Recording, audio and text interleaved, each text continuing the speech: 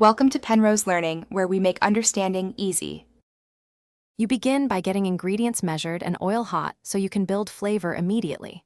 First, pat 500 g beef dry and season it. This improves browning. Heat 2 tablespoon oil to medium-high and sear in batches to avoid steaming. Aim for deep brown crust. Once you have fond on the pan, set browned meat aside and keep the rendered oil.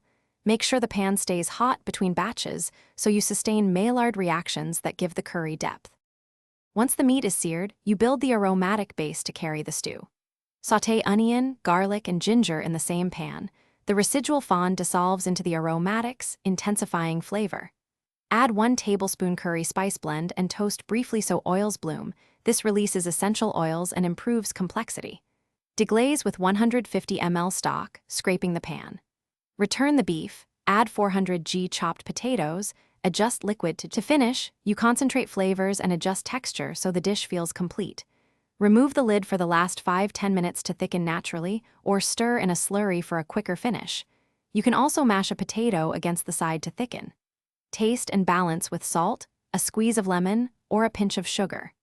If the stew is too greasy, chill briefly and skim fat or blot excess with a paper towel. This fixes mouthfeel without losing flavor.